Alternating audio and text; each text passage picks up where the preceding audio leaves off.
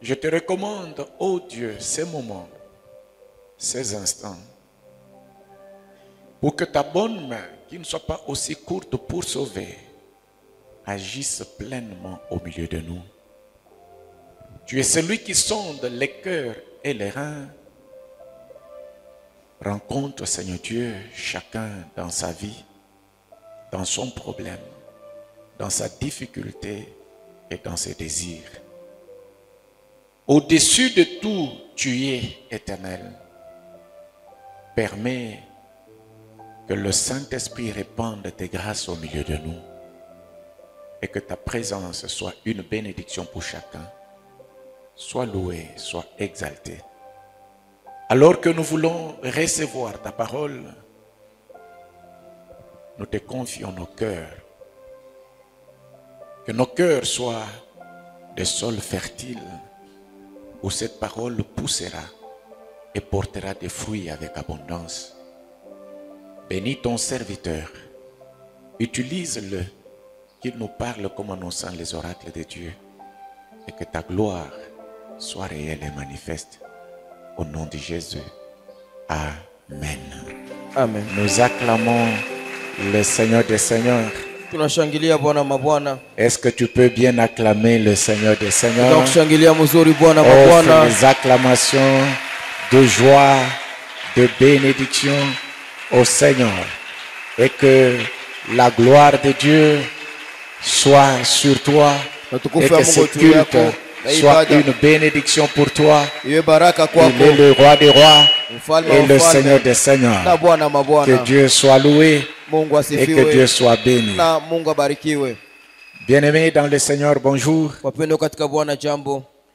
Tu peux saluer 2, 3 personnes.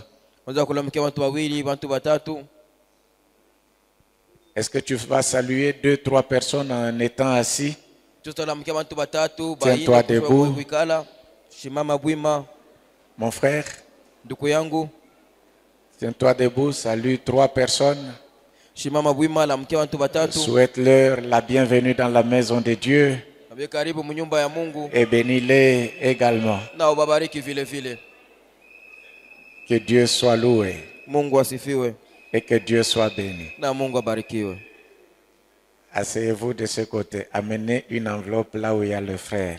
Frère, prends l'enveloppe qui est là, mets-la là où tu es et toi tu vas t'asseoir à côté de ta femme. Si je vois le souci d'être ensemble vous anime. Alors remettez une enveloppe, celle que vous avez prise. Ah, voilà. Que Dieu soit loué. Est-ce qu'on peut acclamer le Seigneur des Seigneurs?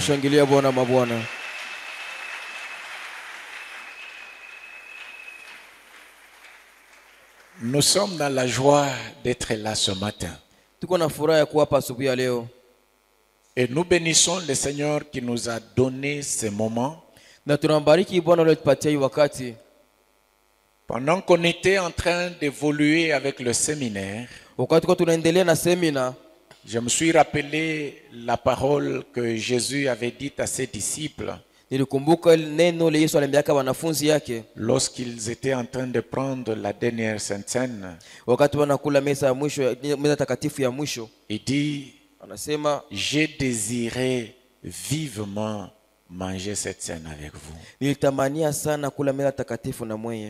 savez, il y a des moments que l'on appelle de tous ses voeux, que l'on appelle de tous ses voeux. Il y a des moments que l'on attend avec désir. Des moments que tu attends avec soupir. Les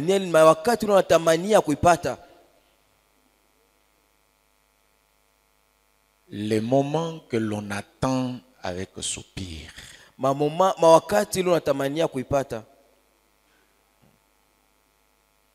Kuko mawakati loko na chunga na roho yako yote. Amen.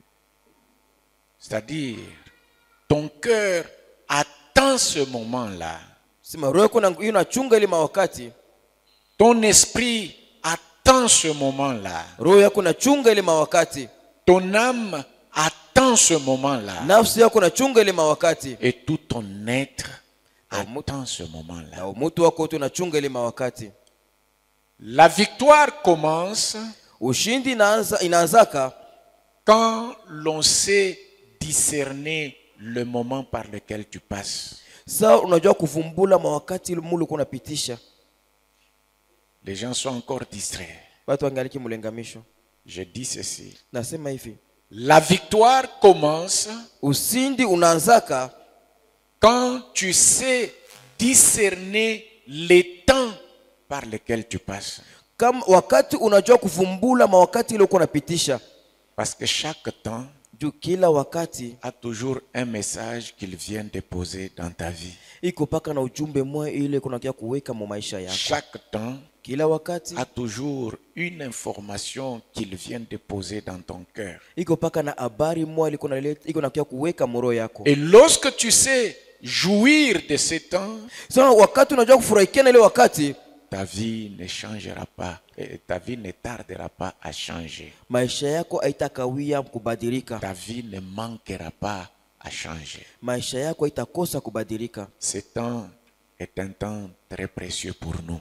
Hii ni wakati wa thamani sana kwetu. Je dis ce temps est un temps précieux pour toi. Sasa ni wakati ya maana sana kwetu.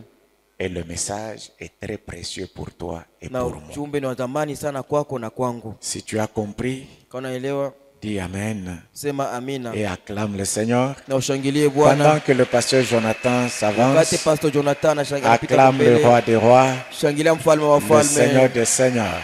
Bwana Que mabwana. Dieu vous bénisse. Mungu atubariki.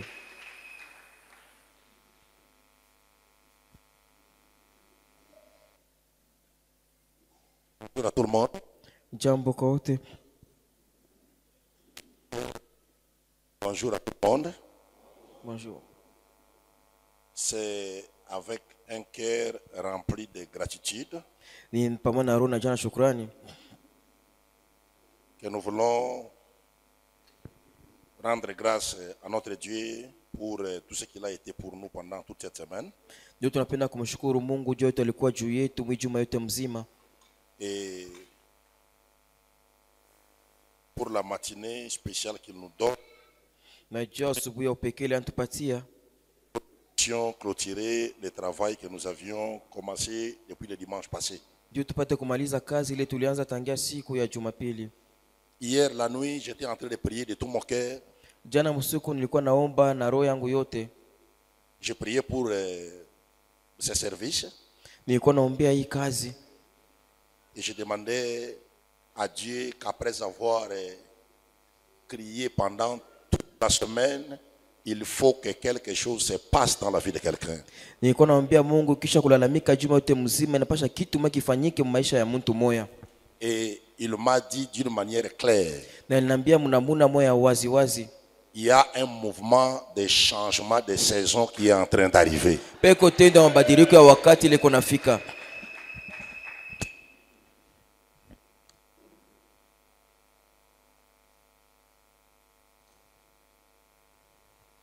Et grande est ma joie Furaha yangu ni kubwa de savoir qu'avant que nous puissions prêcher, Dieu nous avait même déjà précédés.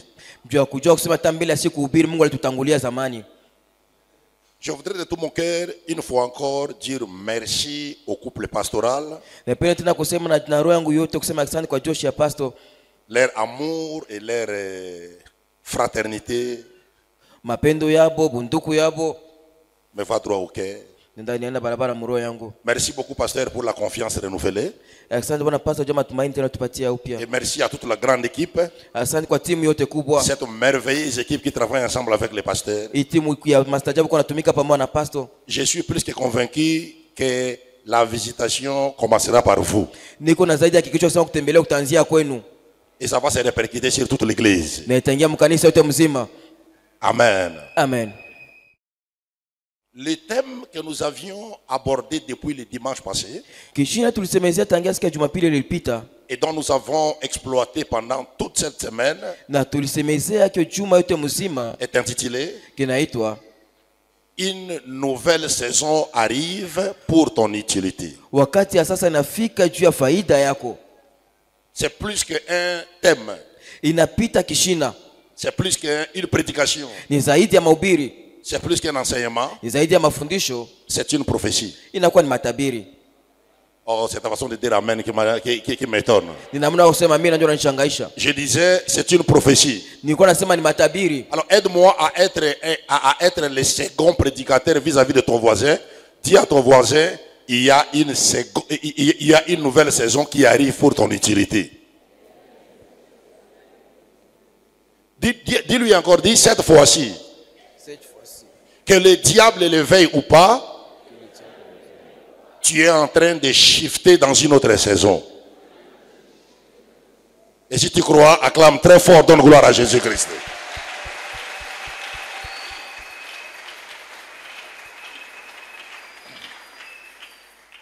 Il y a beaucoup de choses qu'on a déjà dit. On n'a pas assez de temps pour faire une récapitulation, sinon on va nous perdre parce que c'était tellement beaucoup de choses. Au fait, dans mon esprit, j'avais prévu, dans ma prévision, de parler ce matin sur comment discerner une nouvelle saison. Mais le Saint-Esprit m'a mis à cœur. Pendant que j'ai commencé à méditer sur ces sous-thèmes que j'avais même déjà écrits, il m'a dit, tu parleras sur l'onction pour une nouvelle saison. Et pendant que je me posais la question, pourquoi l'onction pour une nouvelle saison? Dieu m'a dit clairement, il dit ce matin, je vais équiper certaines personnes qui sont prêtes d'une puissance surnaturelle qui va les accompagner dans la nouvelle saison qui arrive dans leur vie. Alors je voudrais déjà dire à quelqu'un que ce matin, le ciel sera ouvert sur la vie de quelqu'un. Et quand le ciel sera ouvert, l'onction du Saint-Esprit tombera sur toi. Et quand cette onction tombera sur toi, ça te donnera un nouveau départ que tu n'as jamais eu depuis que tu as connu Dieu. Quelqu'un me donne un amen, le ciel s'ouvre sur sa vie. Je disais à quelqu'un, tu me donnes un amen, le ciel s'ouvre sur ta vie. Alléluia. Amen. Prenez vos Bibles avec moi. Comme je l'ai toujours fait pendant la semaine, si ça ne vous dérange pas, on va se lever pour lire la parole de Dieu. Levez-vous, s'il vous plaît. Nous sommes dans 1 Samuel chapitre 16. Ouvrez vos Bibles avec moi. Dans 1 Samuel chapitre 16.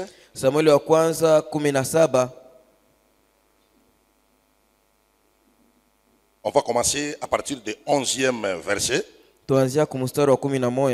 Et on va s'arrêter au 13e verset. Nous lisons au nom du Seigneur. Puis Samuel dit à Isaïe, sont cela tous tes fils? Et il répondit,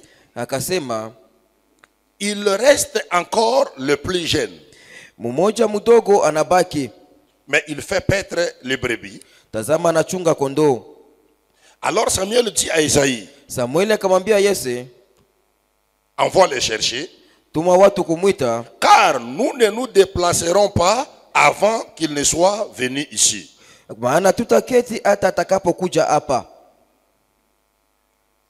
Isaïe l'envoya chercher. Or, il était blond avec de beaux yeux et une belle figure.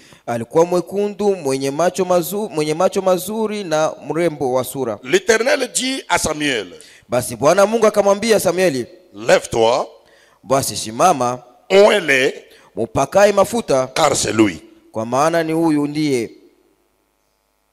Samuel prit la corne d'huile, éloigné au milieu de ses frères. l'esprit de l'Éternel saisit David à partir de ce jour et dans la suite du temps. Basi roho ya Bwana kamshika Daudi kuanzia siku ile na wakati uliofuata. Samuel se leva et s'en alla à Rama. Samueli akaondoka na akakwenda kwa Rama. Que Dieu bénisse sa parole. Mungu abariki neno yake. Bien-aimés dans le Seigneur, Wapendwa katika Bwana, ce dernier message de la clôture de notre séminaire hii ujumbe wa mwisho na kumaliza kwa semina yetu sera focalisé sur la vie de David. itaikalia pa maisha ya Daudi. Comme je dis, le thème est intitulé Vile nisema kishindo kinaitwa l'onction pour la nouvelle saison. upako juu ya wakati ya sasa. Je vais les focaliser sur la vie de David, Mitasemezea sana juu ya maisha ya Daudi, un homme qui est né et grandi dans un contexte très compliqué. mtu alizalika na kukomea mwa wakati wala muali mwa ya nguvu sana. Mais l'histoire de la vie de David nous enseigne Lakini historia ya maisha ya Daudi inatufundisha que non seulement le Dieu de la Bible c'est un Dieu de nouvelles saisons, Mungu wa Biblia ni Mungu wa mawakati ya sasa, mais aussi ça nous enseigne aussi les moyens que Dieu utilise pour nous basculer dans notre nouvelle saison. Vinatufundisha vile vile manjia ile Mungu atumikisha juu ya kutubadilisha na kutuingisha Mungu wakati ya sasa. David est né dans un contexte où il n'était pas vraiment un enfant bien-aimé. Daudi alikuwa alikuwa mwakati mula kukua kweli kweli mtoto ule banapendaka sana. Vous savez, la vie de David fut vraiment un vrai mystère. Maisha ya Daudi ilikuwa ni siri kweli. Il est né, il n'était pas bien-aimé. Alizalika kwa wanamupenda sana. Mais le nom qu'on lui donne, le nom de David veut dire en hébreu le bien-aimé de l'Éternel. Jina Daudi manake mkebrania mpendwa wa Bwana. C'est possible que les gens ne t'aiment pas, Binawezekana bantu bakupende, mais que Dieu décide de t'aimer. lakini Mungu anabeba mpango wa kukupenda. Selon beaucoup de commentateurs, Kwa matana waandishi wa mingi, il semble que la maman de David n'était pas une femme légitime de Isaïe. inawezekana sababu mamake ya Daudi kwa mwanamke yule aliolwa vile na pasha wa Yese. C'est l'une des raisons pour laquelle il a connu beaucoup d'injustices. Ni vile alikosa haki ya mingi. Vous savez, à l'époque, Mnajua zamani la plus grande activité d'Israël était la guerre. tendo munene ya Israeli ilikuwa ni vita. Il allait de guerre en guerre. Balikuwa na mvita kisha vita ingine. Et pour devenir quelqu'un d'important, une personne de valeur, Juu pata kwa mtu wa lazima wala wa bei, il fallait absolument faire des formations militaires. unaweza kufuata mafundisho ya vita. Maintenant, Wala ya soldat.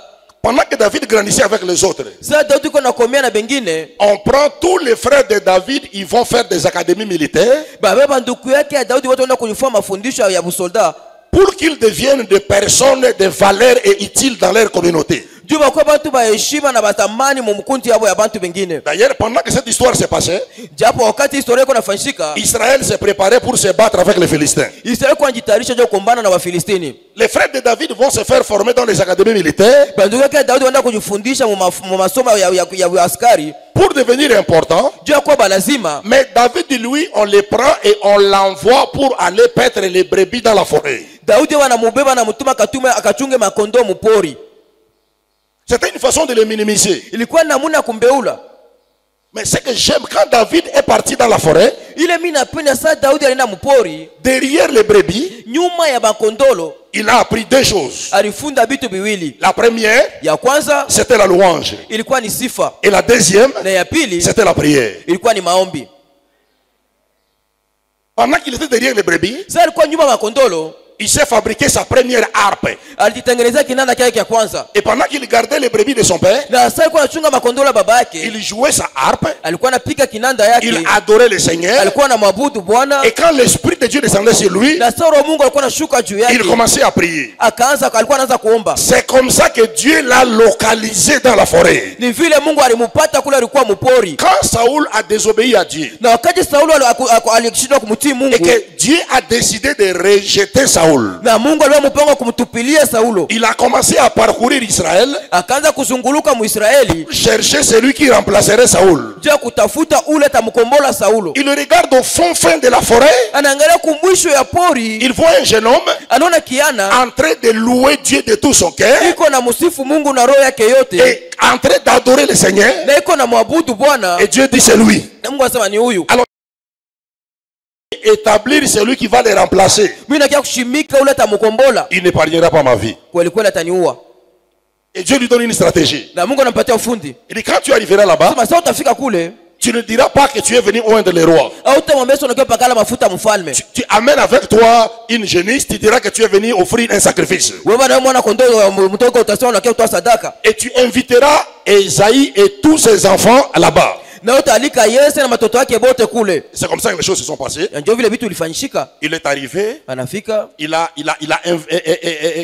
qu'il entre dans la ville, Sasa anaingia tu mumuji. tous les anciens viennent vers lui. Bazee wote wanakuja kwake. Est-ce que ton arrivée annonce-t-il quelque chose de bon? Eti kufika wako unatangaza kitu kimoja kizuri. Parce que les prophètes ne descendaient pas parmi les peuples pour rien. Jua tabia uko wanashuka katikati ya watu vitu bule. Au temps d'Israël, les prophètes n'habitaient pas ensemble avec les peuples. Wakati Israeli manabii uko wanaikala pamoja na watu wote. Ils restaient dans leur campement. Balikuwa wanaikala pa fashi Ils yabo. descendaient vers le peuple Walikuwa wanashuka kubantu. lorsque Dieu l'envoyait avec un message. Sasa Mungu anabatuma na ujumbe. Vous savez pourquoi? Unajua nini? Parce que l'habitude crée souvent la familiarité. Juu kuzobeleana sana ndio mtu akizoelea kitu anakuwa sana leta sana kuzobeleana. Amen. Amen. Alors quand il arrive, Sasa nafika, on lui pose la question. sasa wanamuuliza uliza. Est-ce que ton arrivée annonce-t-il quelque chose de bon? Kufika kwako kunatangaza kitu kizuri. Il dit oui, oui, c'est pour offrir à l'Éternel un sacrifice. Nitaka kumtoa Mungu sadaka.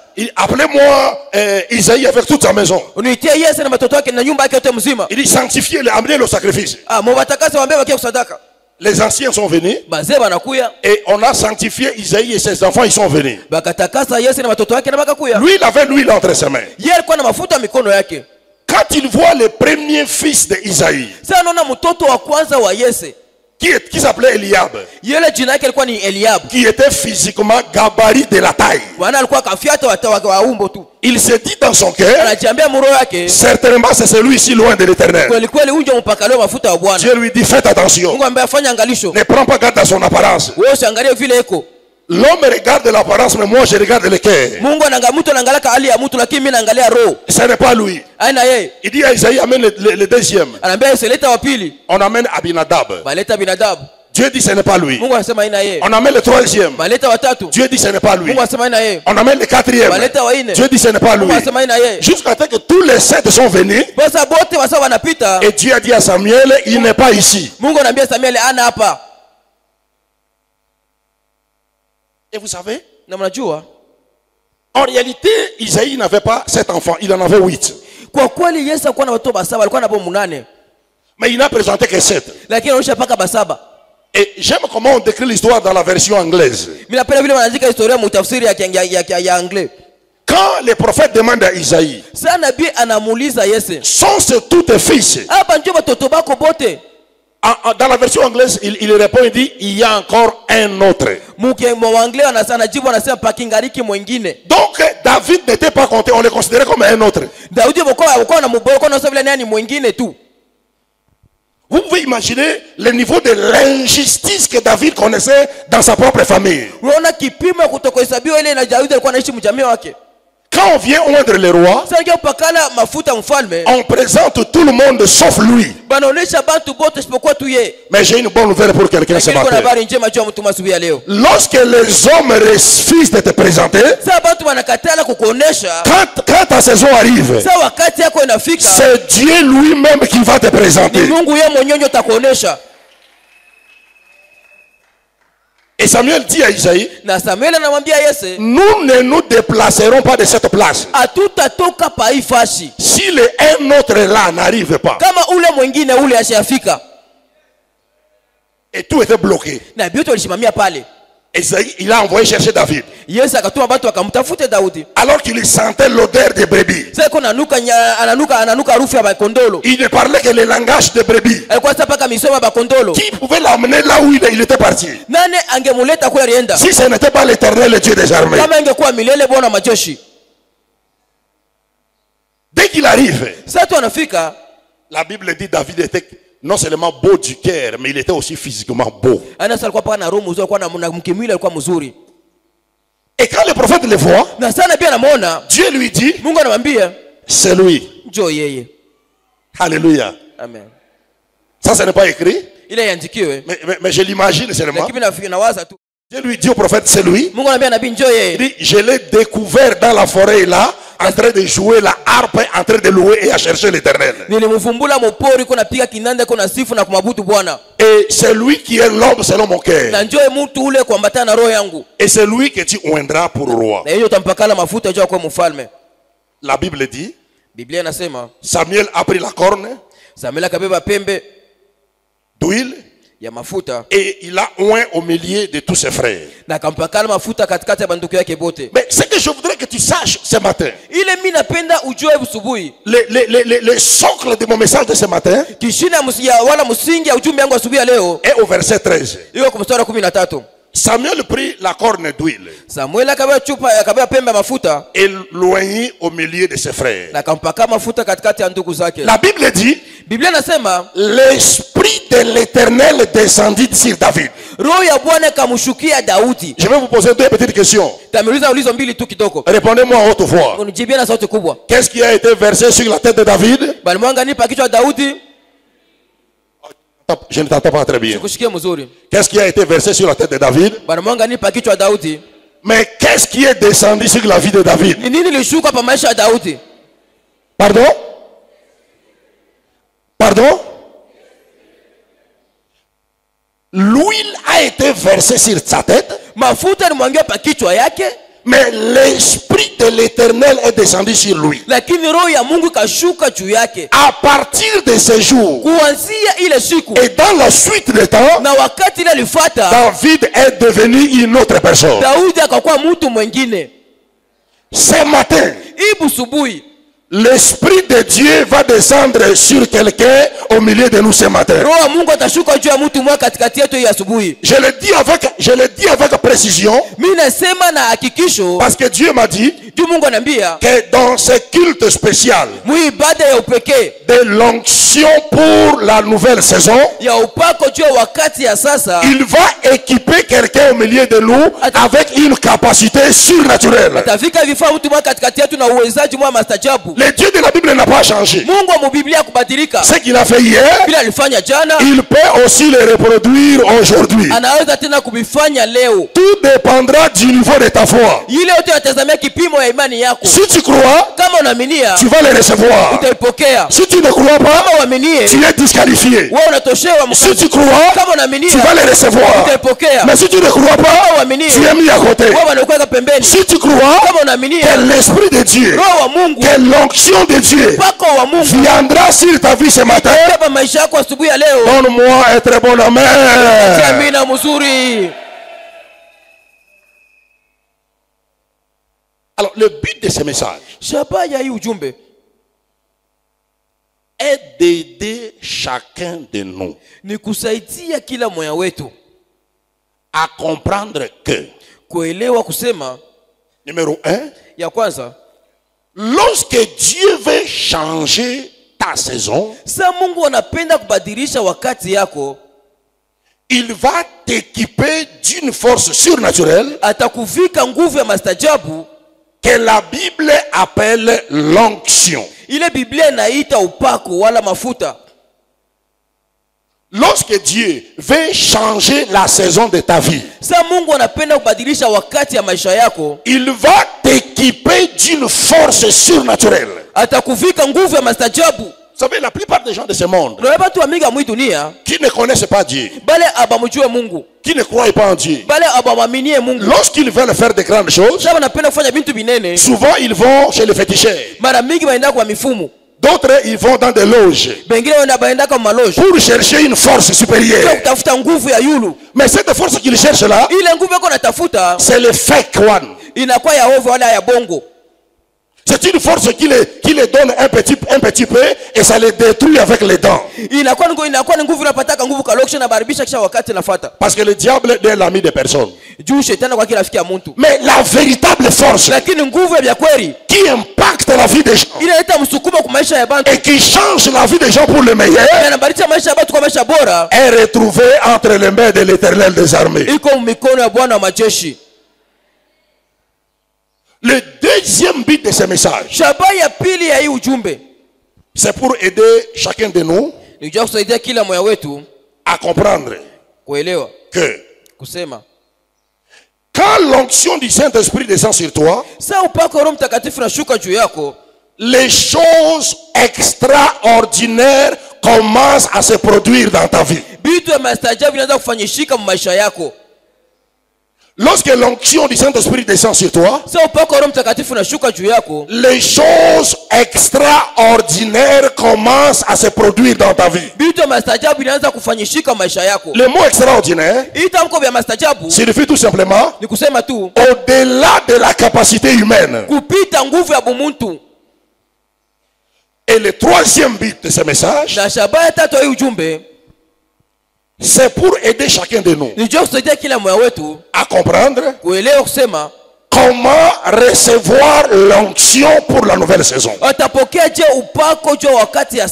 Il ne suffit pas seulement de savoir que l'onction bouge les choses dans la vie, mais il est aussi très important de savoir comment recevoir cette onction sur ta vie. Qui a dit Amen? Qui a dit Amen? Qui a dit très bien Amen? Alors, qu'est-ce que c'est l'onction? L'onction est tout simplement un revêtement de la puissance de Dieu pour le changement de saison d'une personne. La Bible dit, le prophète a versé sur David de l'huile et l'Esprit de Dieu est descendu sur lui. Autrement dit, il a été revêtu de la puissance surnaturelle de Dieu par rapport à la saison dans laquelle Dieu a envie de le faire entrer. Il était dans la saison de quelqu'un qui était négligé. Il était victime de beaucoup d'injustices dans sa famille. Il était un enfant négligé. Personne ne croyait en son avenir. Mais quand Dieu a décidé de changer sa saison, il a décidé d'abord de commencer par les revêtir d'une puissance. Et cette puissance-là, qui va marcher avec toi à partir d'aujourd'hui jusqu'à la fin de cette année, cette puissance-là qui va t'aider à produire des choses que tu ne pouvais pas produire par ta propre force. Cette puissance-là qui va bouger les choses dans ta vie.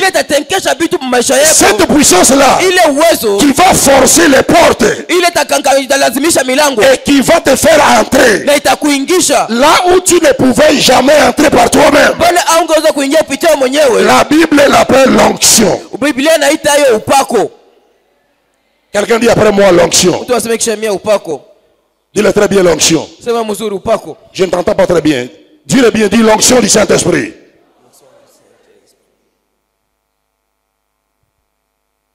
Qu'est-ce qui se passe? Quand l'onction de Dieu descend sur la vie d'une personne,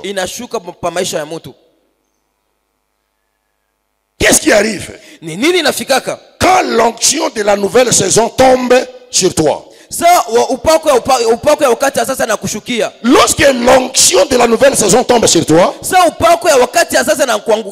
il se passe plusieurs choses. Il se passe plusieurs choses. Mais je voudrais me limiter à t'énumérer 4 de ces choses qui arrivent lorsque l'onction vient sur toi ce matin.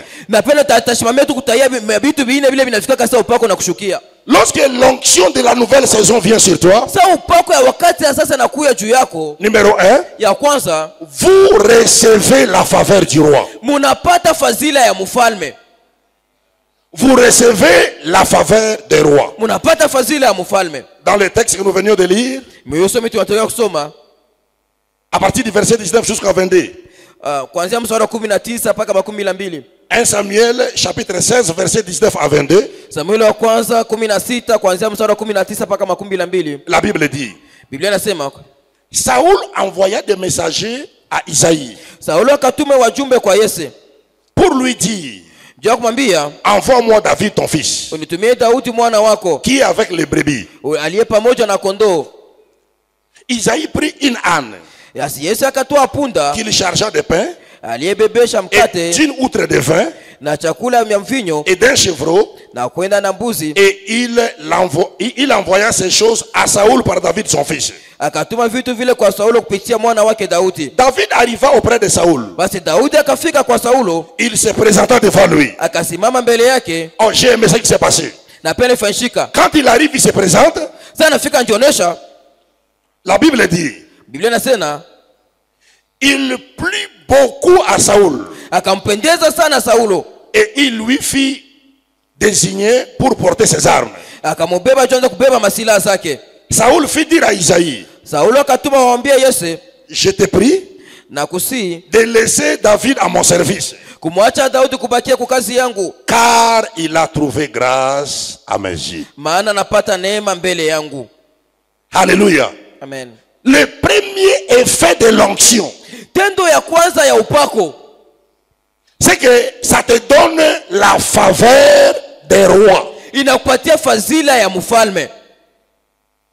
Quand je parle de roi ici, Sasa tumezaje mfalme hapa? je parle pas seulement d'un roi formel ou d'un président de la République. Tumezaje mfalme wa kawaida wala rais. Dans la Bible, le mot roi est utilisé aussi Hii mbiblia hii tamu kwa mfalme anatumikisha tena. pour désigner tous ceux qui ont réussi dans leur domaine dans la vie. Jo kutaya bale wote washa kuweza mupande hapo maisha. Alors quand l'onction du Saint-Esprit vient sur toi, Sasa upako wa Roho Mtakatifu unashuka juu yako. quand l'onction des nouvelles saisons vient sur toi, Sasa upako wa wakati ya sasa inafika juu yako. la première des choses, Kitu ya kwanza, Dieu fait que le roi commence à t'aimer. Mungu anafanya mfalme aanze kukupenda. David qui était haï par sa famille, Daudi yule alichukuliwa na jamaa yake, qui était négligé par sa famille, yule alibeuliwa na jamaa yake. David en qui personne ne croyait, Daudi yule hakuna mtu alikuwa anaaminia. après l'onction du Saint-Esprit, Kisha upako wa Roho Mtakatifu c'est étonnant. inakuwa kushangaisha. C'est le roi qui envoie chercher David. Ni mfalme ndio anatuma watu wamtafute Daudi. Vous savez comment ça a commencé? Na Biblia ilianza je? Quand Samuel a oint David, Sasa Samuel mpakala mafuta Daudi.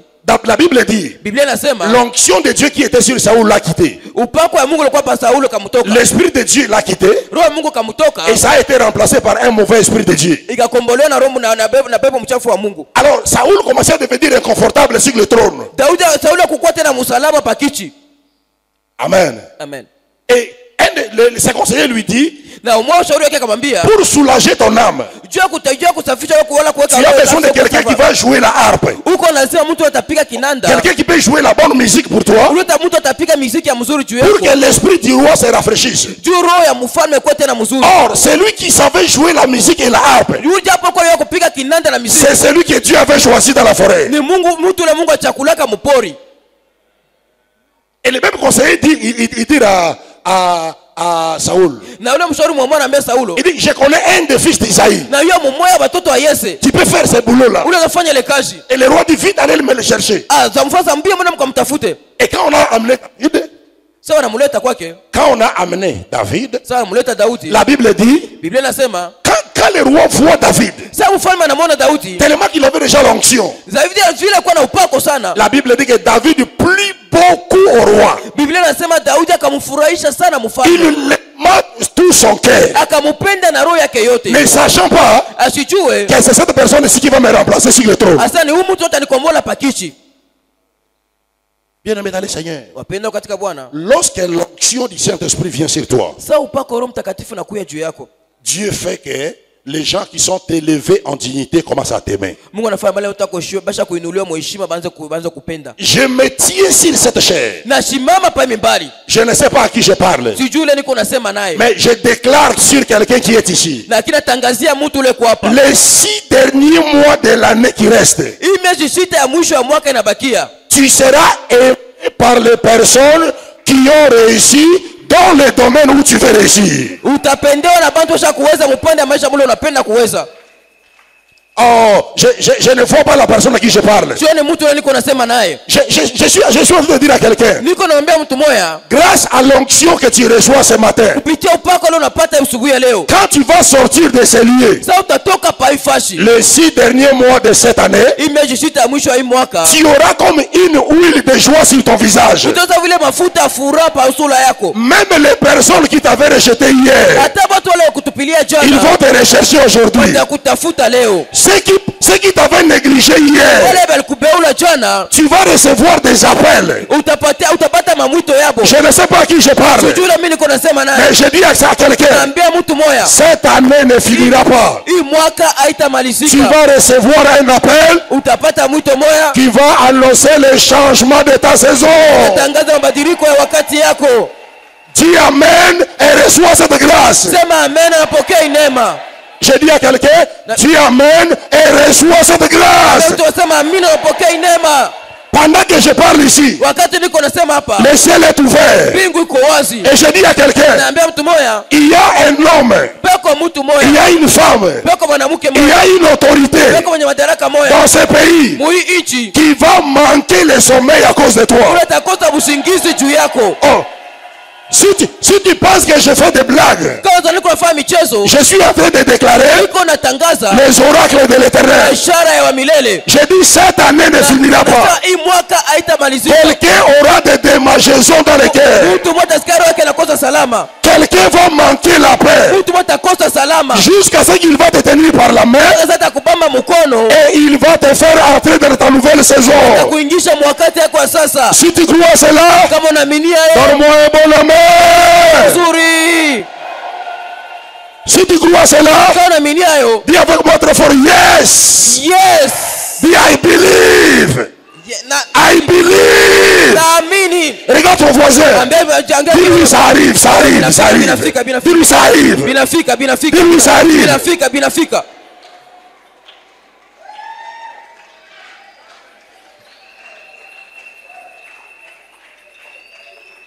Je sens qu'apparemment, il y a des gens qui ne sont pas encore connectés. Je te conseille de te connecter. Parce que l'atmosphère est en train de changer. Ton chef qui t'avait haï, ce directeur général là, ce ministre là, qui ne t'aimait pas, tu ne comprendras pas ce qui va arriver. Tu verras la différence entre l'onction du Saint-Esprit et l'effort de l'homme. Quand l'onction de la nouvelle saison vient sur toi, la deuxième chose qui se passe, c'est l'élévation surnaturelle qui s'active. L'élévation surnaturelle s'active. Quand l'onction de Dieu vient sur toi, quand l'onction de la nouvelle saison vient sur toi, l'élévation surnaturelle s'active. Dans les mêmes textes que nous venons de lire, vous allez remarquer, après qu'on ait oint la tête de David, non seulement Saoul a envoyé les chercher, mais la Bible dit il a été désigné pour devenir le porteur des armes du roi. Il a été désigné. J'aime le verbe désigner. Il a été comment? Il a été comment? Oh, tu ne le dis pas bien. Si tu le dis très bien, ton nom sera annoncé pour la nouvelle promotion. Quand l'onction est venue sur lui, David a été comment? À l'époque, Zamani on les appelait les porteurs des armes du roi. balikuwa bakabeba masilaha ya mfalme. Si je dois actualiser ça aujourd'hui, Kama unaweza kusema hiyo leo, je dirais les responsables de la maison militaire du président. mwenye madaraka ya nyumba ya askari wa masilaha ya mfalme.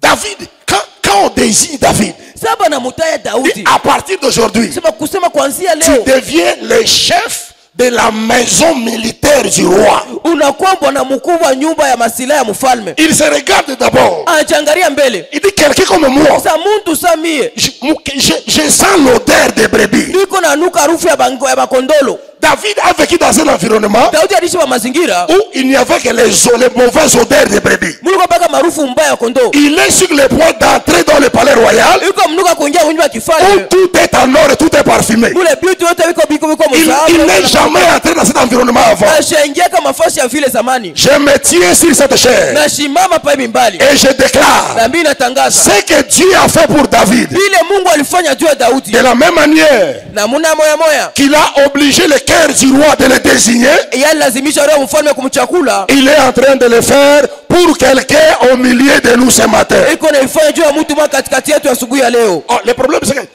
je ne sens pas vraiment cette personne.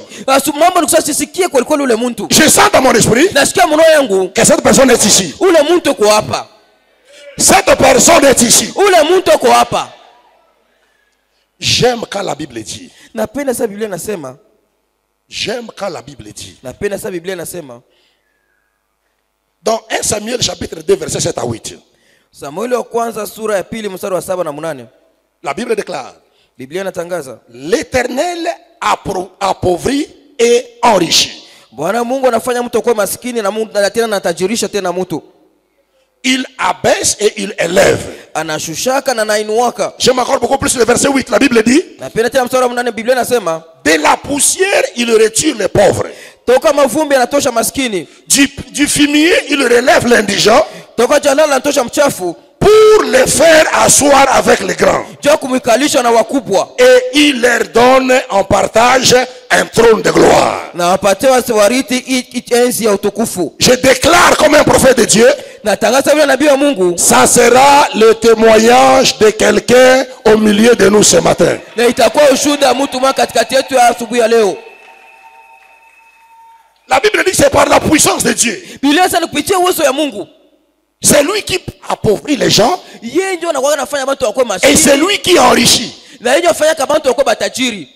Il dit c'est lui qui rabaisse les uns. Yeye ndio anashushaka bamoya. Et c'est lui qui relève les autres. Yeye ndio anainuaka tena bengine. Et dans son action là, Na mtendo yake mule. il ramasse les pauvres dans la fumier. Anatosha masikini Comme les David. Sasa vile Daudi. Il était dans la fumier. Alikuwa myalala. Avec les brebis. Pamoja na makondoo. Dieu est allé le chercher là-bas. Mungu anaenda kumtafuta mule. J'aimerais dire à quelqu'un ce matin. Napenda kwa mtu mmoja leo asubuhi. Peu importe l'endroit où tu te trouves. Ingawa fashi ile unajikuta. Pendant que je suis en train de délivrer ce message. Wakati niko nasema ujumbe. Peu importe le niveau dans lequel tu es. Ingawa kipimo ile uko amo. Peu importe la haine de ta famille. Ingawa chuki ya jamaa yako. Rien ne peut empêcher Dieu hakuna kile kitamshindisha Mungu d'accomplir ce qu'il veut accomplir dans ta vie. Kutimiza vile apenda kutimiza maisha yako. Lorsqu'il décide que ta saison est arrivée, wakati yako inafika, personne ne peut retourner sa main en arrière. hakuna atarudisha mkono wake kumkongo. Je lève ma main droite et je déclare. Na inua mkono wangu wa kuume na mimi natangaza. Tu seras le David de ta famille. Wewe utakuwa Daudi wa jamaa yako.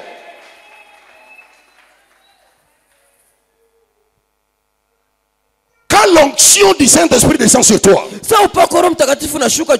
qu'est-ce qui se passe? La troisième chose. La troisième chose. Quand l'onction de la nouvelle saison vient sur toi, numéro 3.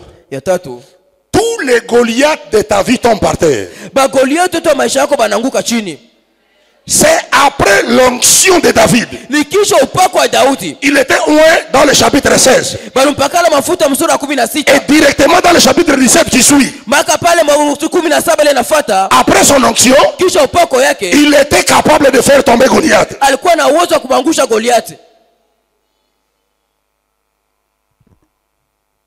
Et je lève ma main droite. Et je déclare comme un envoyé de Dieu. Na mimi natangaza vile mtume wa Mungu. Parce que ta nouvelle saison arrive. Juu wakati yako ya sasa inakuya. Aucun Goliath ne pourra te résister. Hakuna hata Goliathi mmoja atashindana na wewe. Oh, je ne te vois pas. Sikuone. Je dis parce que ta nouvelle saison arrive. Juu wakati yako ya sasa inakuya. Aucun Goliath ne pourra te résister. Hakuna hata Goliathi mmoja atashindana na wewe. Je déclare comme un envoyé de Dieu. Tangaza sasa vile mtume wa Mungu. Tout Goliath Goliathi wote qui se mettait devant ta vie. ule kuna simama maisha yako. Tout Goliath Goliathi wote qui se dressait contre ton mariage. kuna simama juu ya ndoa yako. Tout Goliath Goliathi wote qui se dressait contre tes kuna finances. simama juu ya fedha yako. Tout Goliath Goliathi wote qui se dressait contre ton bonheur. kuna simama juu ya furaha yako. Non seulement il est en train de tomber, Aina tuko naanguka. mais il est en train de mourir. Kuna kufa.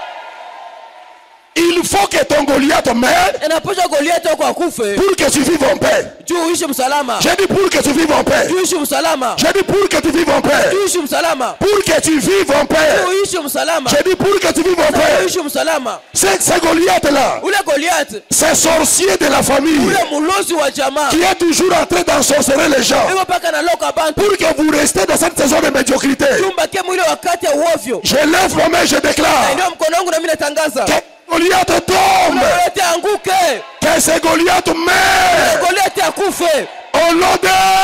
Yesu. J'ai dit au nom de... Yesu. Regarde ton voisin, Angalia jirani yako. dis-lui les choses sont en train de changer. Mwambie vitu kunabadilika. Fais avec un petit geste. Fanya unatenda moyo. Dis comme ça, les choses sont en train de changer. C'est en train de changer. Biko nabadilika. C'est en train de changer. Biko nabadilika. Le temps de Goliath est terminé. Wakati ya Goliathi shamalizika. L'influence de Goliath est terminée. Sukuma wa Goliathi shamalizika. Le petit jet de Goliath est terminé. Choza wa Goliathi shamalizika. Ça ne sera pas toi qui le mettras par terre, Haitakuwa wewe utamtupa chini. mais l'onction de Dieu Lakini upako ya qui est Mungu sur ta vie ile kwa maisha va yako détruire tous les Goliaths de ta famille. itaribisha wa Goliathi wote wa jamaa yako. Celui qui dit Amen, son Goliath meurt maintenant. Unasema mimi na Goliathi yake akufa yake sasa.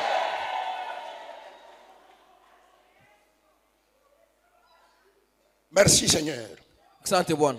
Et pendant que je parle, Wakati niko nasema je sens une forte présence de Dieu. nasikia upo ya Mungu ya nguvu sana. Merci Jésus. Asante Yesu. Pendant ce temps, Mwi wakati il y a des choses qui sont en train de se passer dans le monde spirituel. bako vitu nafanyika mulimwengu wa kiroho.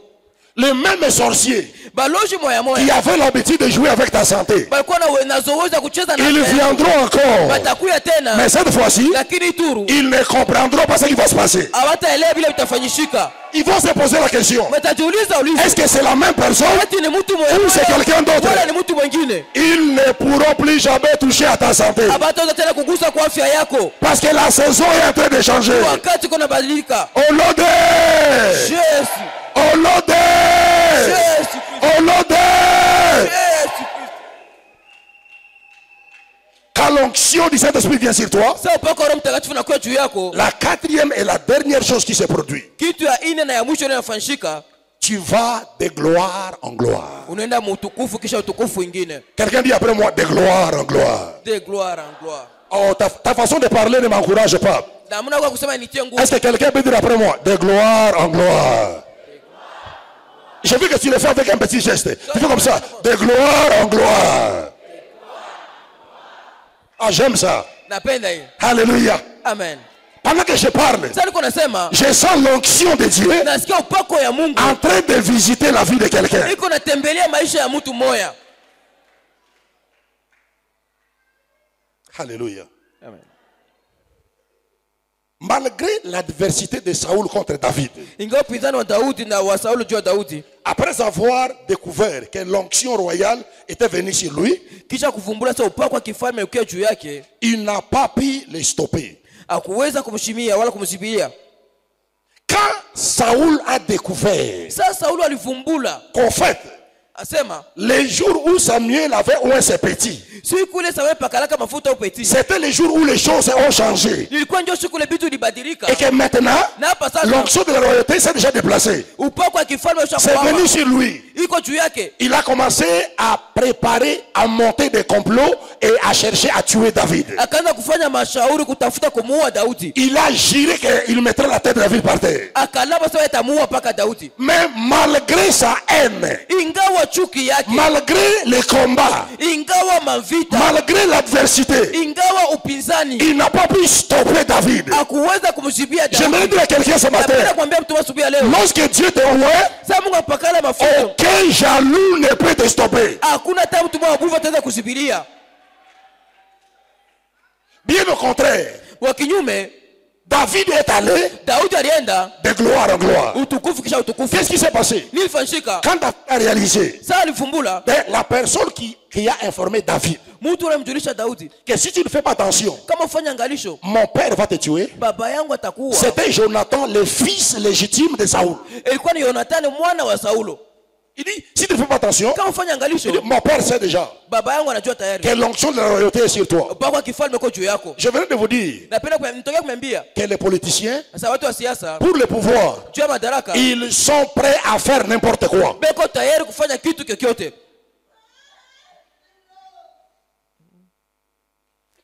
Les politiciens pour le pouvoir, Watu wa siasa juu ya madaraka ils sont prêts à faire n'importe quoi. beko tayari kufanya kitu kyokyote.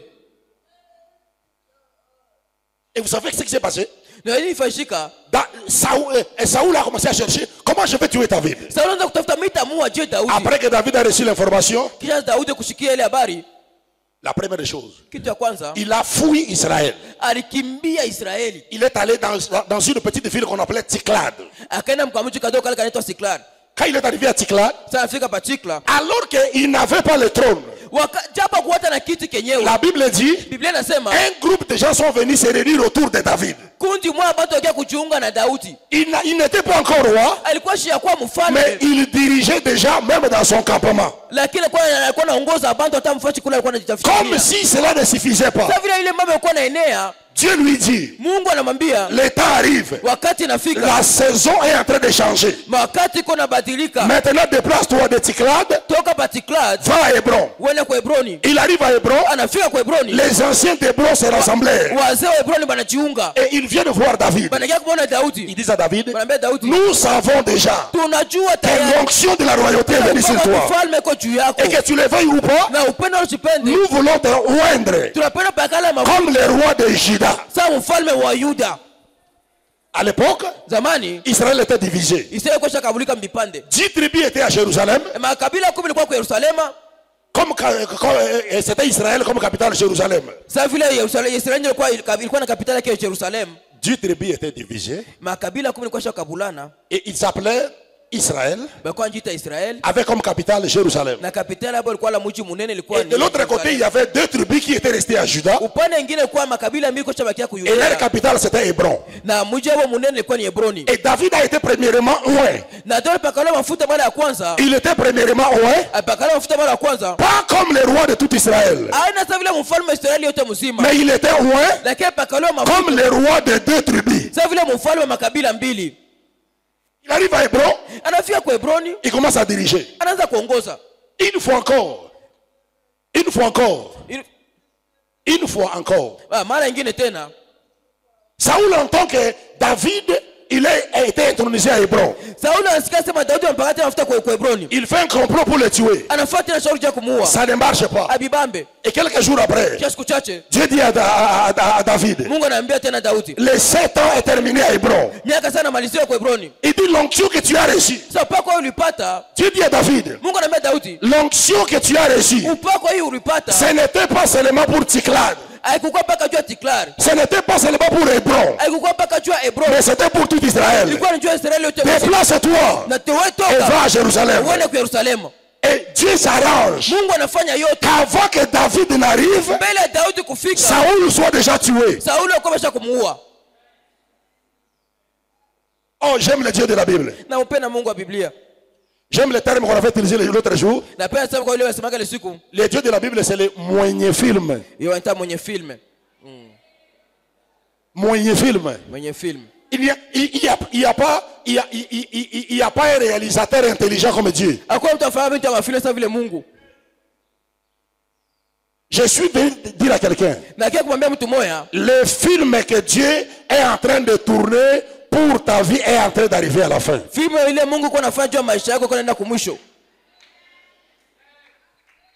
Alléluia. Amen. Dieu lui dit, l'onction que tu as reçue n'était pas seulement pour Ticlad, c'était pas seulement pour Hébron, mais c'était pour Jérusalem. Il arrive à Jérusalem, alors que Saoul venait de mourir. Tous les anciens de Jérusalem se rassemblaient. Et il vint vers David. Et il dit à David, nous reconnaissons que c'est toi qui as reçu l'onction pour diriger le peuple de Dieu. Et on l'a oint pour la 3e fois. Vous savez, David est le seul roi qui était oint 3 fois. Premièrement, il était oint par Samuel. Deuxièmement, il était oint à Hébron. Et troisièmement, il était oint à Israël. Et depuis cette onction-là, il n'allait que de gloire en gloire, de victoire en victoire, jusqu'à ce que David est devenu un grand homme. Amen. Amen. Je voudrais dire à quelqu'un, à partir d'aujourd'hui, par la grâce et la puissance de Dieu, tu ne connaîtras plus jamais la régression. Je ne m'adresse pas à tout le monde. Je m'adresse à quelqu'un qui a beaucoup fait les up and down, up down, up down, up down, up down.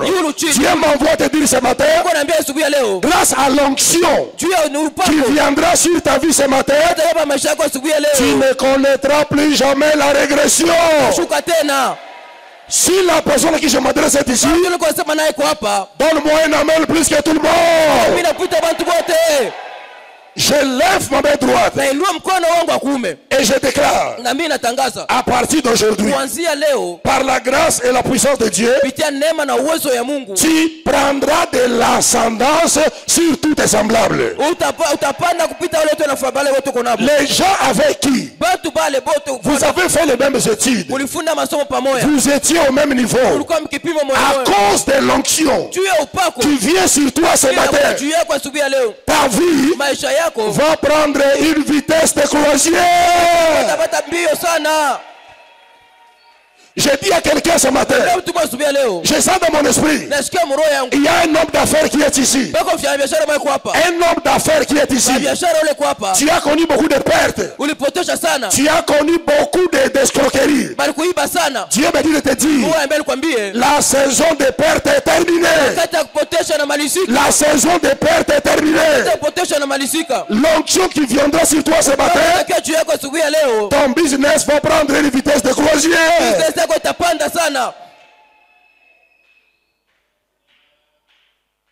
Quelqu'un dit merci Jésus. Merci Jésus. Quelqu'un dit merci Jésus. Quelqu'un dit merci Jésus. Je lève ma main droite comme un envoyé de Dieu. Ce n'est pas pour rien que j'ai pris mon avion de plus de 2000 km. Je suis venu ici. C'était pour annoncer les oracles de l'Éternel à quelqu'un qui est ici. À cause de l'onction que tu reçois ce matin, ta saison de briller commence. Ta saison de briller commence. Je dis ta saison de briller commence. Je lève mon main droite, je déclare que les hommes le veuillent ou pas, dans peu de jours, tu vas briller comme une étoile. Je dis tu vas briller comme une étoile. Ta carrière va briller. Ta famille va briller. Ta santé va briller. Tes enfants vont briller. Tes projets vont briller. Ta vision va briller. Dis amen et que le ciel s'ouvre sur toi. Et enfin, comment recevoir l'onction de la nouvelle saison? Je suis dans la conclusion de mon message. Comment on reçoit l'onction pour la nouvelle saison. Banapokeaka juu upako juu wakati ya sasa.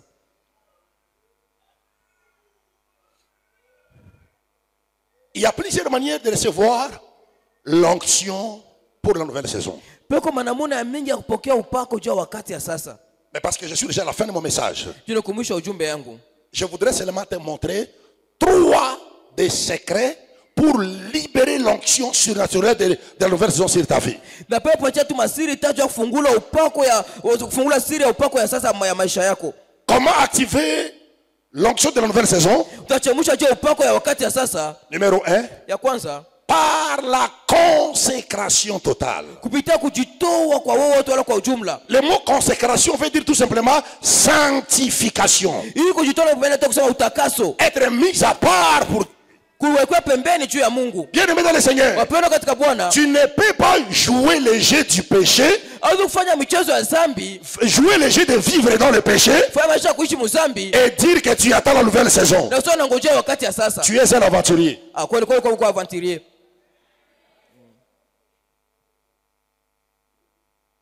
Ce qui était dans la semaine, Bali kwa bali katikati ya juma j'en avais déjà parlé.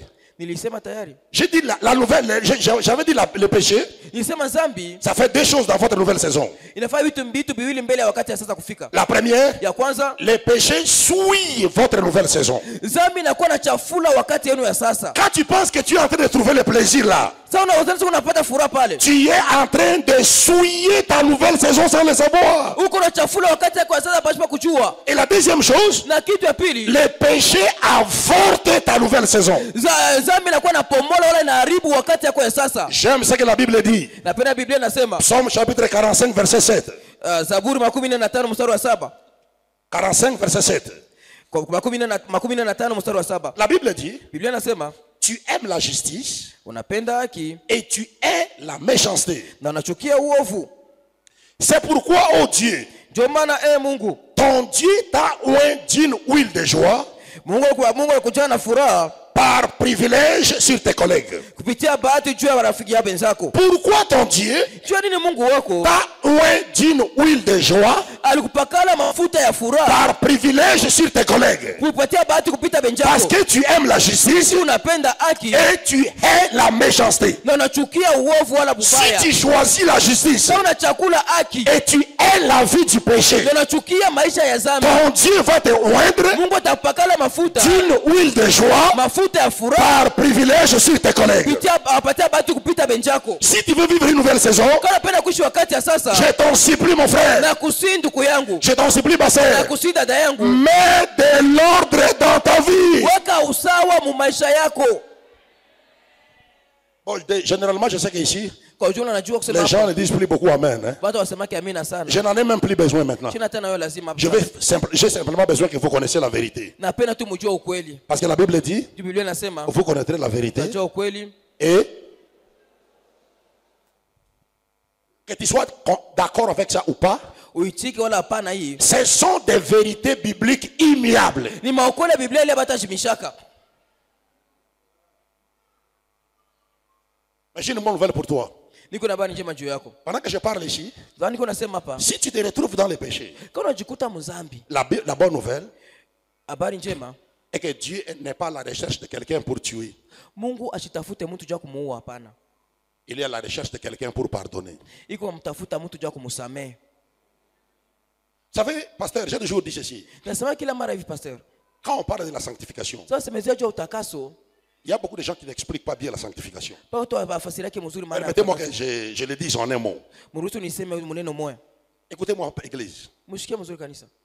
La vraie sanctification, Utakaso bya kweli ce n'est pas manquer les erreurs. haina kusema utakosa makosa, hapana.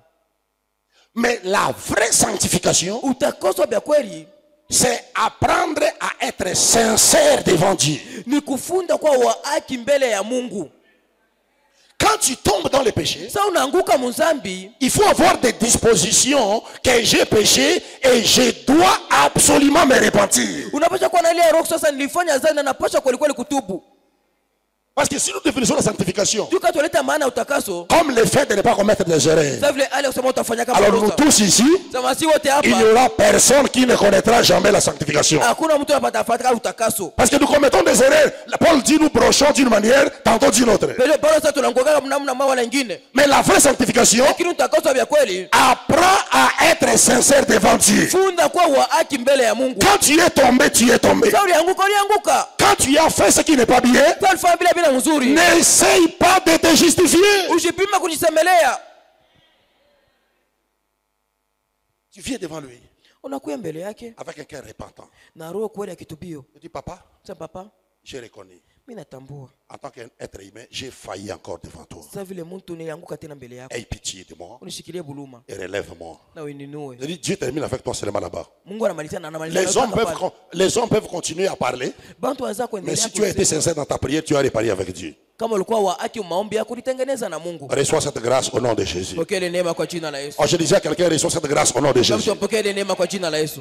Comment activer l'onction de la nouvelle saison? Utachamusha je upako ya wakati ya sasa. Numéro 2, Ya pili, par un dévouement total à l'œuvre de Dieu. kupitia kujitoa kwa wote kwa kazi ya Mungu. Un dévouement total à l'œuvre de Dieu. Kujitoa kwa ujumla kwa kazi ya Mungu. Un dévouement total à l'œuvre de Dieu. Kujitoa kwa wote kwa kazi ya Mungu. 1 Corinthiens chapitre 15 verset 58. Wakorintho wa kwanza 15 mstari wa 15 na 8. Paul les explique en disant, Paulo anafasiri anasema, mes bien-aimés, wapendwa wangu, travaillez de mieux en mieux dans l'œuvre du Seigneur, utumike bora kisha bora mkazi ya Bwana, sachant que votre travail ne sera pas vain. mkijua kazi yenu itakuwa ya bure. Tu veux que Dieu change la saison de ta vie? Unapenda Mungu abadilishe wakati ya maisha yako. Sois excellent dans le domaine de service que tu rends à l'église. Kuwa mbora mpande ya kazi ile uko unafanya ukanisa.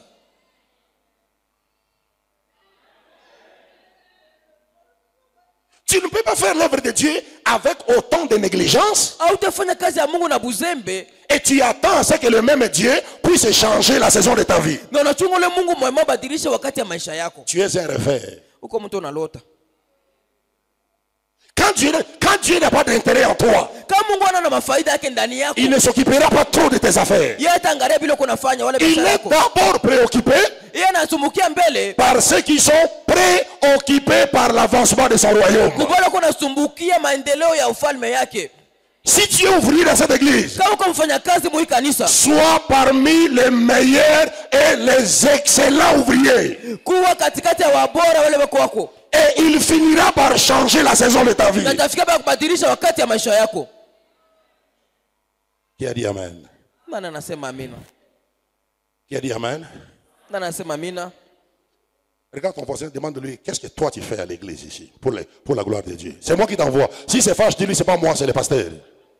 Demande-lui, qu'est-ce que tu fais à l'église pour la gloire de Dieu. Bon, s'il te répond, il dit non, moi je suis un chrétien ordinaire. Niko mkristo wa kawaida. Très bien, félicitations, je t'acclame. Nakupigia mikono. Et j'ai quelque chose à te dire. Niko nauliza kwa. Le diable aime les gens comme toi là. Shetani anapenda bantu sawa wewe. Les gens qui ne font rien pour Dieu. Bantu wafanyisha Oh, le diable aime les gens comme toi. Shetani anapenda bantu sawa wewe.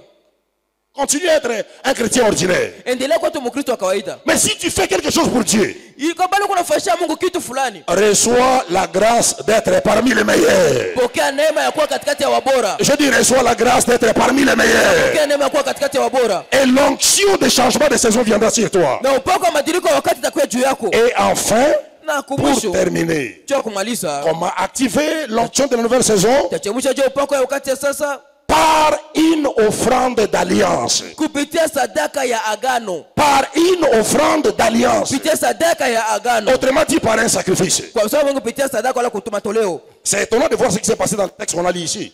Pengine kwa msomi tulisoma hapa.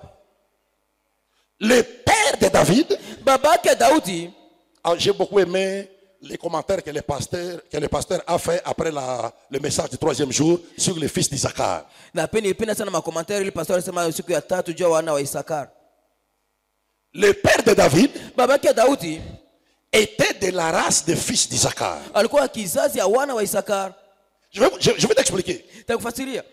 Le père de David s'est rendu compte. babaki ya Daudi aliona kusema Il dit, il y a quelque chose qui se passe avec cet enfant. pako kitu kinafanyika na mtoto. D'abord, numéro 1, Ya kwanza dans la famille, mjamaa on ne lui avait donné pas la valeur qui lui revenait. atumpatie heshima ile iko nayo. On l'a pris, on l'a envoyé dans la forêt. Tulimubeba tunamtupa mpori. Deuxièmement, Ya pili quand le prophète est venu pour oindre le roi, sana nabii alikuja pakala mafuta mfalme. il a laissé tout ce que j'avais présenté. Aliacha bote bale Et milioni. c'est lui que le prophète a réclamé. Na ni yenjo nabii alilomba. Et c'est lui qui a été oint. Na yenjo alipakaliwa mafuta. Maintenant, Hapa sasa c'est le roi Saoul lui-même ni mfalme Saulo wewe qui mwenyewe. envoie une délégation Ndio anatuma timu ya pour batu venir chercher David wakiwa mtafute et Daudi. demander à son père Na mamloma kwa si tu peux babake. le laisser à mon service. Kwanza kumwacha kwa kazi yangu. Quand le père de David, Sawa babake ya Daudi. il a fait la lecture de tous ces signes, Alisoma ile maalama yote. il a compris Alielewa. que son bonheur Anasema heri yake. ne résidait pas dans ce qu'il favorisait,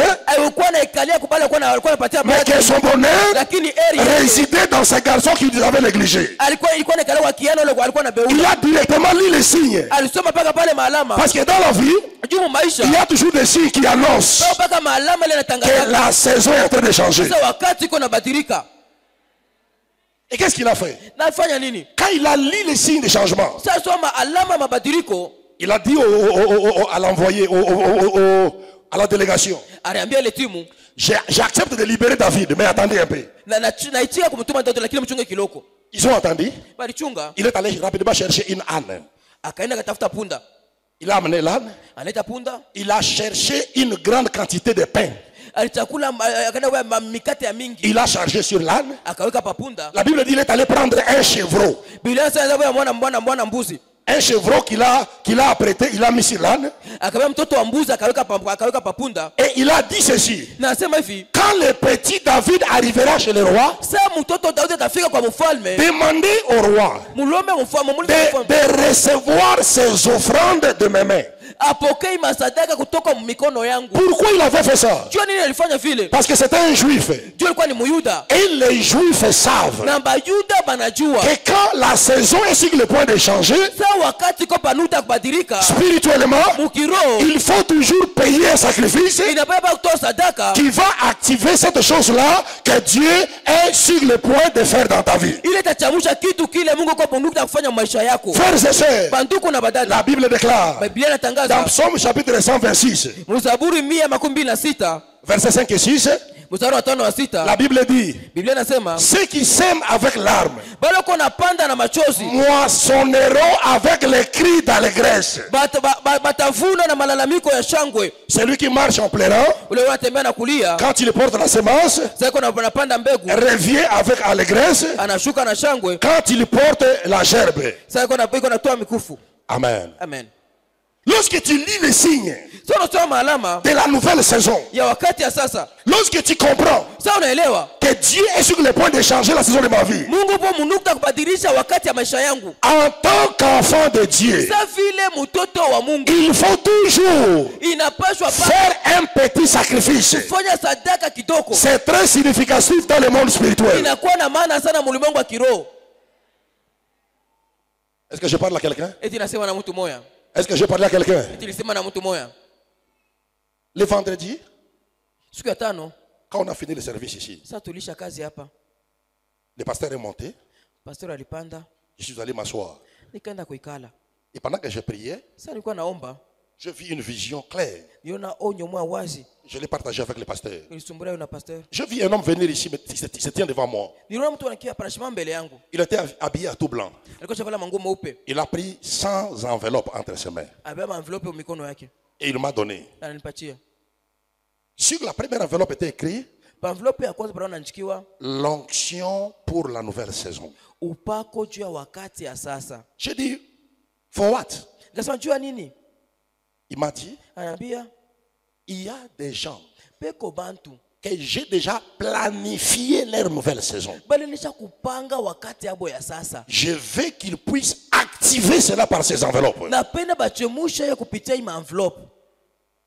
J'ai dit, qu'est-ce qu'il faut faire? Sasa Il dit, moi je n'ai pas ce programme-là. Sasa mimi sina ile matengenezo. Il me dit, tu prendras l'enveloppe Sasa utabeba basha et tu jetteras ici sur la chair. na utamwanga hapa mimbari. Tu jetteras l'enveloppe, tu éparpilles cela, tu vas éparpiller ça sur la chair. Utasambarisha hiyo hapa mimbari. Et tu vas demander Na utauliza à celui qui sent dans son esprit, ule anashikia muroho yake. celui qui lit les signes de la nouvelle saison, Ule kuna soma maalama ya wakati ya sasa. de venir s'accroupir. Akuya tonge magoti. Il va prendre une enveloppe Akunjama atabeba basha moya et toi na wewe et mon serviteur, na mtumishi wangu. vous allez simplement poser vos mains sur leur tête Mutaweka paka mikono yenu pa et kichwa. vous allez les laisser partir. Na mutabacha kwenda. Et après, Na kisha tu entendras les choses que je vais faire dans la vie de ce peuple. utasikia vitu vile mitafanya maisha ya bale bantu. Quand on a fini le service, Sasa tulisha kazi. je l'ai expliqué au pasteur. Nikamwambia yule pastor, Je dis, je vis ceci, je vis cela. niliona hivi. Il dit, puisque c'est la volonté de Dieu, Hichi ni mapenzi ya Mungu. faisons-le Vile mapenzi ya Mungu tuifanye. pour que la main de Dieu accomplisse ce qu'il veut accomplir dans la vie de son peuple. Juu mkono wa Mungu itimize vile inapenda kutimiza maisha ya taifa yake. Merci Seigneur. Asante Bwana. Je vais terminer en faisant exactement ce que je veux Napenda kumaliza na kufanya mpaka vile mimi niliona et nous allons terminer le service. na tutamaliza Est-ce kazi. que le protocole peut m'aider? Eti wa protokoli anaweza kunisaidia. Vous êtes sûr que c'est sans enveloppe? Je vais expliciter le message. Dieu a dit ceci.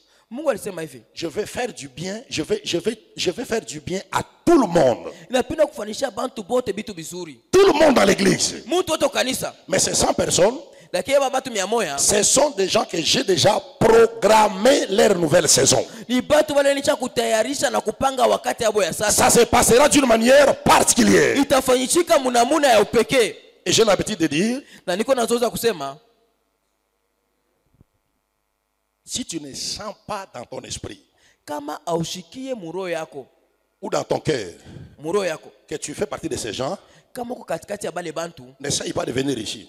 usipime kuya huku. Je ne suis pas en train de supplier quelqu'un. Mimi si musi muntu. Je sais de quoi je parle. Mimi na yeye bila niko nasema. Seulement les gens qui vont sentir Aina bantu ndio watashikia.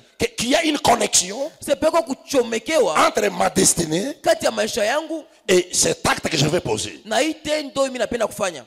Si tu te sens parmi ces gens, Kama unachisikia katikati ya bale bantu, tu vas venir. utakuya. Même si tu n'as pas ça maintenant, Hata kama unayo hapa ce n'est pas sasa, un problème. haina mambo. Si tu n'as pas amené ça ici, Kama kuleta hiyo hapa, ce n'est pas un problème. haina mambo. Tu peux prendre l'enveloppe, Unabeba envelope, tu te retournes demain unarudisha kesho. jusqu'à la dimanche prochain. Mpaka siku ya Jumapili ninakuya. Jusqu'à dimanche prochain. Mpaka siku ya Jumapili ninakuya. Si tu sens dans ton cœur Kama unashikia muroho que yako, tu veux être parmi ces gens, kama unapenda kuwa katikati ya bale bantu, tu peux venir. Tu vas prendre une enveloppe pour 100 $. utabeba envelope juu ya $100. Avant. Karibia.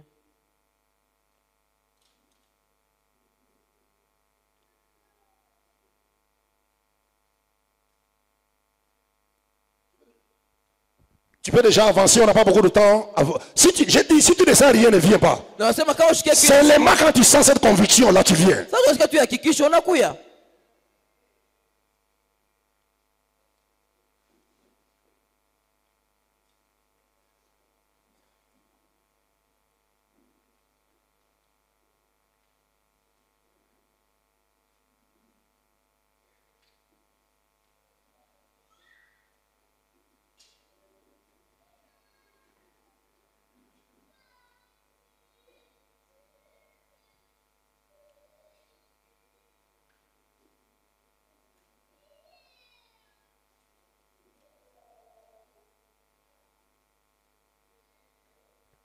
Tu peux venir en courant rapidement. Je vais terminer tout de suite là. En Haraka. courant rapidement.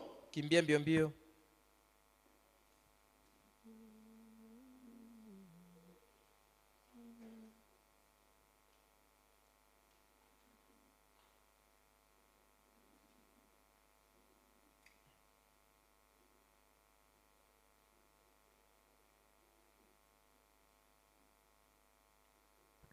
Tu n'as pas 100, tu as 50. Viens vite en courant. Rapide.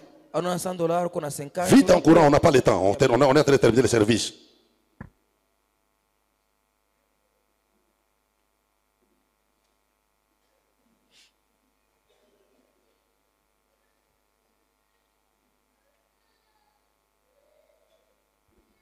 Merci Jésus. Asante Yesu. Merci Jésus. Asante Yesu. Merci Jésus. Asante Yesu.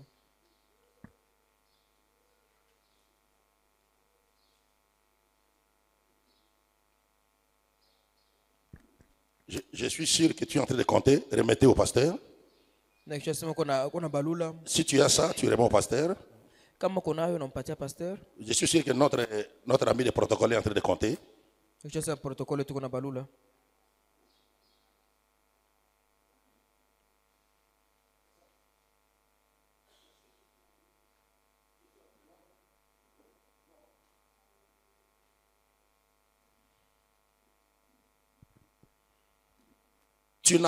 Tu n'as pas 50, tu as 20. Viens prendre une enveloppe. On va arrêter par là.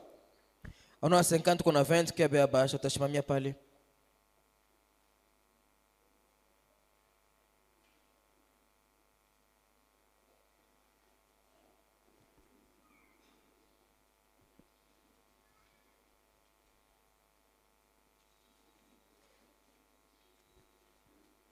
Les ténèbres ont reculé.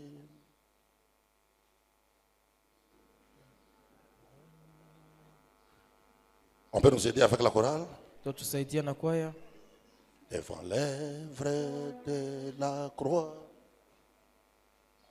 devant l'agneau immolé, et les sang versé pour moi. Les ténèbres ont reculé